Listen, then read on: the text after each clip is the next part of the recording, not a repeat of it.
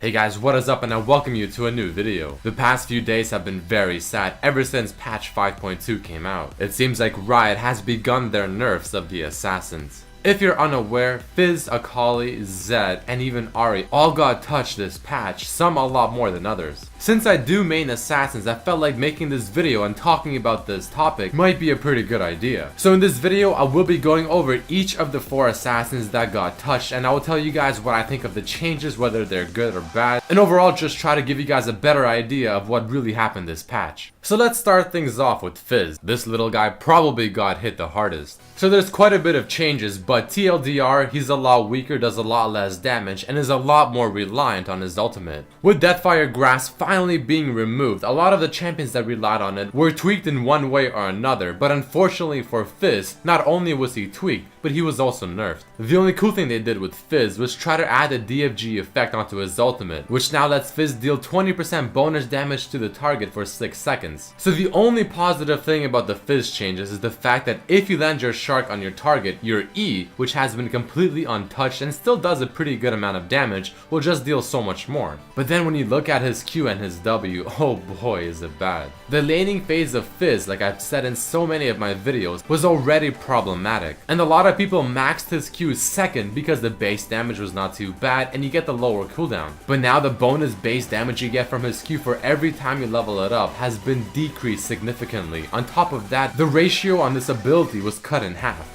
And then they went to his W, overall just made it weaker, no longer applies grievous wounds, took the best part of his W, which passively dealt percentage damage of the target, and threw that into the active effect of the W, obviously meaning that you'll get it off a lot less. So what does this mean for Fizz? Well, his laning phase is even weaker, his overall damage output is weaker, but if he does land his ultimate, he does do quite a bit of damage. So TLDR, he's completely reliant on landing his ultimate, or his damage is very low and his laning phase is very weak. May the ELO gods be with you.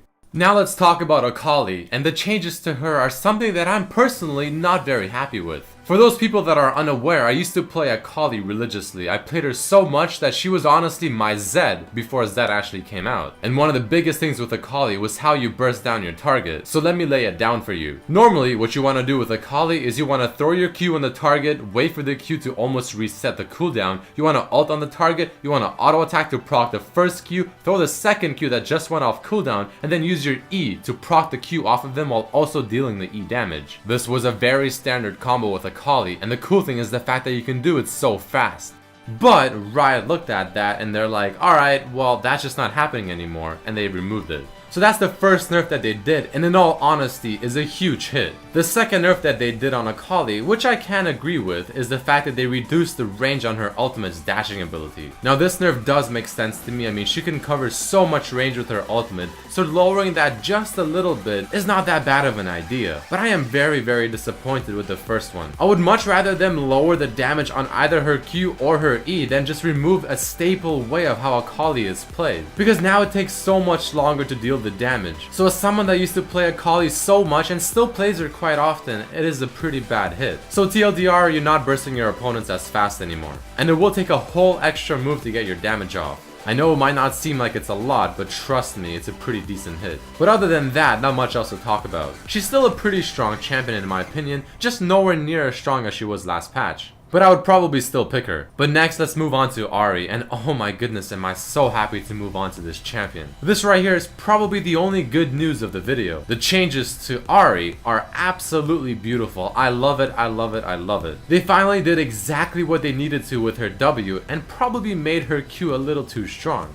I mean, yeah, DFG got removed and they're trying to buff Ahri to try and compensate for that, but since the item is completely gone from the game period, and not only just Ahri cannot use it, giving her these buffs makes her a little too strong. So let's start things off with her Q. Now whenever she uses it, she gets a burst of movement speed, which I think is just the best thing she can ever have. At first I was a little skeptical. I'm like, well, I mean, it's pretty cool, but I just don't really see it being that useful. But after you play her for a bit and you realize just how much this adds to her, the outplay potential is real. On top of that, if you're facing any champion in the mid lane that has a lot of skill shots, I mean, you can throw the Q, you can move side to side so quickly, dodge a lot of spells, and overall just makes her so much more mobile, even though she's already probably the most mobile mage in the game, next to LeBlanc. The second thing, and oh my goodness am I happy about this one, is they finally fixed her Foxfire. I don't know how many of you guys out there are Ahri mains, but have you noticed that before, whenever you use your Foxfire, let's say on minions, and the first ball from the Foxfire of the 3 is able to kill the minion, the other 2 will still fly at that same minion that's already dead, and they just simply go to waste. Well, they finally fixed that, and her W now prioritizes the targets much better. And just to put the cherry on the cake, they even increased the damage on her Foxfire. Overall, this ability just got pimped out. The only bad thing about the Ahri changes is that they did remove the extra 20% damage on her charm, but with just how amazing her Q and her W are, I just simply don't even care. In fact, they can just remove charm altogether and I'm still happy. Okay, no, that was actually a joke, don't do it, please.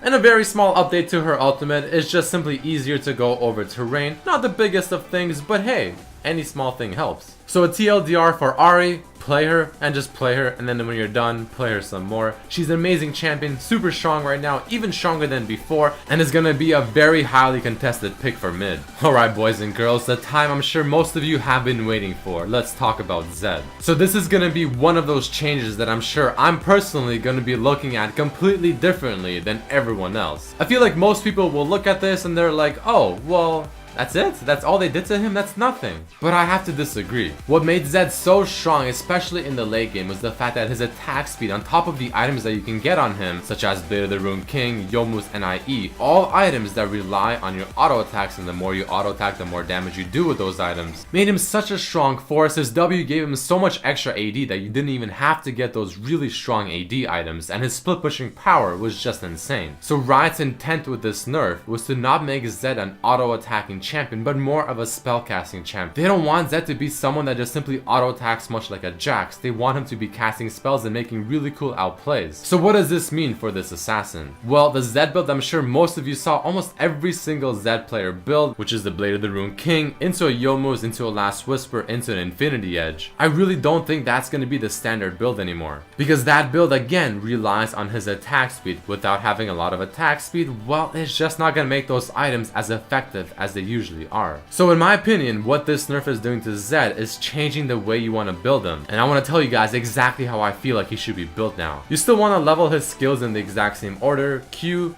E, and then W. But we are going to be getting items that are going to be putting more of an emphasis on him being a spellcaster assassin versus an auto-attacking assassin. So ladies and gentlemen, I present to you what I believe is going to be the new standard Zed build, or something really close to it. You still start off with the Longsword 3 Pos and Rush of Brutalizer, but then things start going completely different. If you can, try to farm up and save up for the BF sword. The point of this build, again, is to try and put as much emphasis on his abilities, and the way we do that is by getting a lot of items that just simply have raw damage. After that, you want to get the Boots of Lucidity, again spellcaster Zed. CDR is even more important now. Follow up with a Tiamat into a Hydra later on, and the reason for this is, again, since your attack speed is so low and since you're not really getting any items that give you extra attack speed, the auto attack reset from the Tiamat is able to give you that extra amount of burst that you really need. So an example could be WEQ on your target, switch to the W Shadow, auto attack Tiamat, and that's going to be a lot of damage right there. You're going to see me do it on this Ahri right here. After that, you want to follow up with the Last Whisper, finish off the Bloodthirster, get the Hydra finish as well, and the Black Cleaver finishes off this build just perfectly, because you're doing a lot of AoE damage as well, so your Shadow Slash and your AoE from your Tiamat is able to do a lot of damage. For the last item, you can probably get something defensive or really anything you want, but just make sure you get the first 5 items that I mentioned. So TLDR for Zed, completely different build and gonna be a lot more mechanically challenging to play. So tell me what you guys think about that build, try it out and let me know. Well, that does wrap up this video, guys. I hope you enjoyed it and maybe learned something new. It seems like Riot is setting their scopes on the assassins and shooting them down bit by bit, except for Ahri for whatever reason. Hopefully they leave Yasuo alone, because I finally feel like Yasuo is making his way up. But again, that is it for this video, guys. Hope you enjoyed it. Throw in a like if you did, share it with your friends, and I really hope to see you for my next video.